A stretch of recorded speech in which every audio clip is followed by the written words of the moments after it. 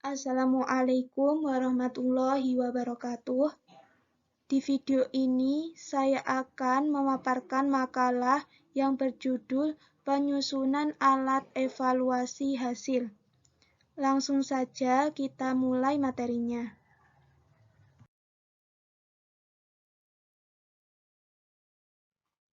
Yang pertama tentang pengertian penilaian hasil pembelajaran.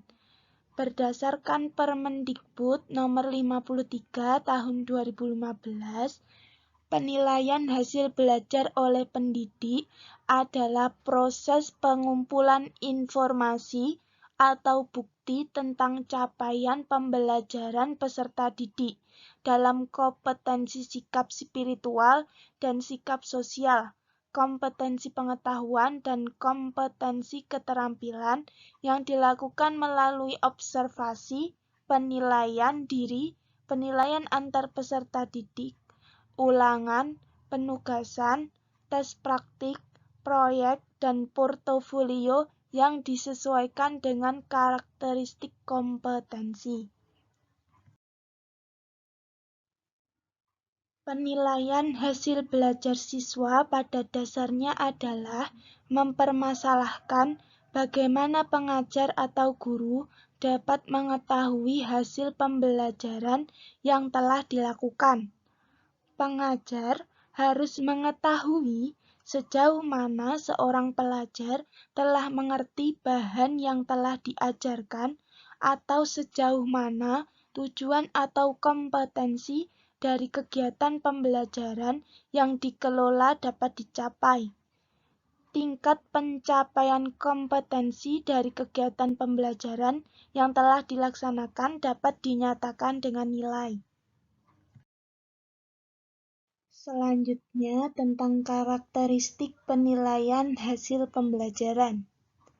Karakteristik penilaian hasil pembelajaran dibagi menjadi 5.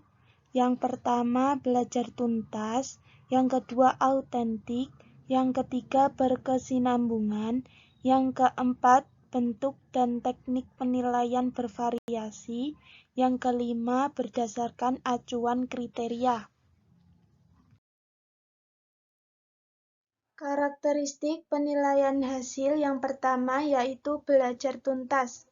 Ketuntasan belajar merupakan pencapaian minimal dari kompetensi setiap muatan pelajaran yang harus dikuasai oleh peserta didik dalam kurun waktu belajar tertentu. Yang kedua, autentik.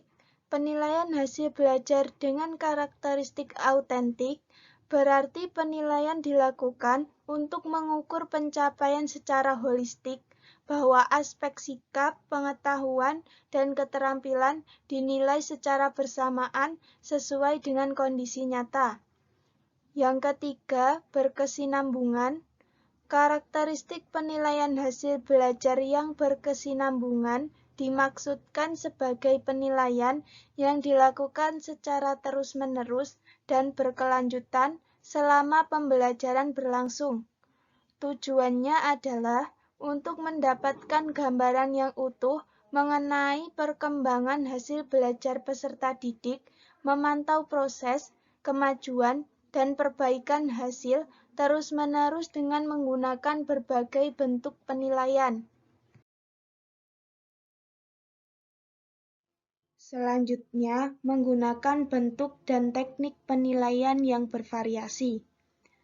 Penilaian sikap, pengetahuan, dan keterampilan menggunakan berbagai teknik penilaian yang sesuai dengan karakteristik kompetensi yang akan diukur atau dinilai. Metode atau teknik penilaian yang dapat digunakan seperti tes tertulis, tes lisan, penugasan, penilaian kinerja, yaitu praktik dan produk, penilaian proyek, portofolio, dan pengamatan atau observasi. Selanjutnya, karakteristik yang terakhir, yaitu berdasarkan acuan kriteria. Kemampuan peserta didik tidak dibandingkan terhadap kelompoknya, tetapi dibandingkan terhadap ketuntasan yang ditetapkan. Kriteria ketuntasan ditetapkan oleh satuan pendidikan dengan mempertimbangkan karakteristik peserta didik, karakteristik mata pelajaran, dan kondisi satuan pendidikan. Jenis-jenis penilaian hasil dapat dibedakan menjadi 3. Yang pertama, penilaian untuk kerja atau kinerja, performance. Yang kedua, penilaian hasil atau produk. Yang ketiga, penilaian tes tertulis atau paper and pencil test. Yang pertama, penilaian untuk kerja atau kinerja merupakan teknik penilaian berdasarkan hasil pengamatan terhadap aktivitas siswa sebagaimana yang terjadi. Yang kedua, penilaian hasil atau produk adalah penilaian terhadap hasil berupa artikel atau benda atau tulisan yang dilakukan siswa pada periode tertentu. Penilaian produk meliputi 3 tahap, yaitu tahap persiapan, pembuatan produk, dan tahap penilaian atau apresiasi. Penilaian hasil atau produk dapat meliputi penilaian hasil rancangan siswa terhadap produk teknologi sederhana, dengan penilaiannya berkaitan dengan desain, pemilihan alat, dan sebagainya. Yang ketiga, penilaian tes tertulis atau paper and pencil test. Penilaian tes tertulis sangat efektif untuk mengukur kemampuan penguasaan materi kognitif. Penilaian tertulis dilaksanakan untuk waktu yang terbatas dan dalam kondisi tertentu. Tes tertulis secara umum dapat dibagi menjadi 2, yaitu tes objektif dan tes uraian atau esai. Instrumen penilaian hasil belajar dapat dibedakan menjadi 2, yaitu tes dan non-tes. Untuk pengembangan yang tes dapat memperhatikan langkah-langkah sebagai berikut. Yang pertama, menyusun spesifikasi tes dengan menentukan tujuan tes, menulis kisi-kisi, menentukan bentuk tes, dan menentukan panjang tes. Selanjutnya, langkah yang kedua, menulis butir soal. Ketiga, menelaah butir soal. 4, melakukan uji coba. 5, menganalisis butir soal. 6, memperbaiki tes. 7, merakit tes. 8, melaksanakan tes. Dan yang ke-9, menafsirkan hasil. Selanjutnya, pengembangan instrumen non-tes dapat memperhatikan langkah-langkah sebagai berikut. Yang pertama, menentukan spesifikasi instrumen. Yang kedua, menulis instrumen.